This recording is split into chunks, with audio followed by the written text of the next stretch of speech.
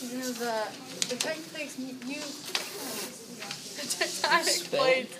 use the concept of heat to move. Is when the currents in the mantle, they rotate. When they rotate to the top, they like cool, and then they rotate back to the bottom. It gets hotter down there, and it causes them to move apart or up, or whichever way they should move. The tectonic plates are always changing. They're moving, they're colliding into each other, they're creating rifts. This process occurs very, very slowly. I forgot to mention in the last group, but they move about as fast as a human fingernail grows a year. Mm-hmm. And it's kind of like a weird explanation, but that's what it is. And the plates go under, like when they go under each other, when they collide, they're overlapping each other. They move together, but when they spread apart, they create valleys and it creates a rift in the land.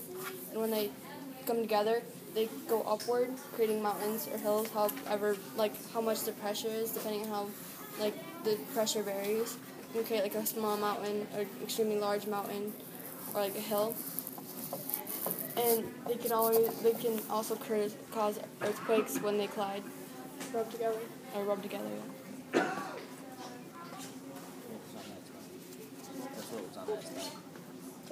Okay, so practically what Chelsea just said, when the plates collide, they cause a mountain, and then when they hit face to face, I guess you'd say, they cause a mountain, but when they separate, they cause a valley, and then when they rub together, they cause friction, and it turns into an earthquake kind of a thing.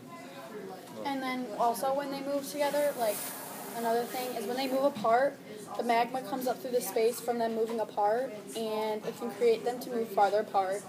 And then when they rub together, they can create sediments to fall off of that tectonic plate, and it can also create a sedimentary rock when it falls into the ocean. The tectonic plates move apart. It's causing a rift, to create magma, and then What I said. When they move apart, magma comes up through that space, which moves them farther and farther and farther and farther apart. Which this process is it grows less than, whatever you want to say it. About the same rate as a fingernail growing. About the same rate as a fingernail can grow a year. And when they move farther and farther apart, they get more dense, and the magma builds up on top of the original rock, which cause them to get heavier, and they age more farther and farther apart. And when that happens, once they get the farthest they can go, and they get the oldest, then they recycle themselves and move their way back to the mantle to start the process over again. Do we have any questions? Anything we didn't touch base on that you want to know?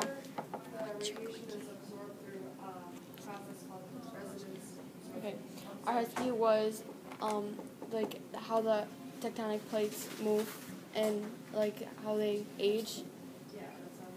How the tectonic plates move using the concept of flowing heat and the aging of ocean plates.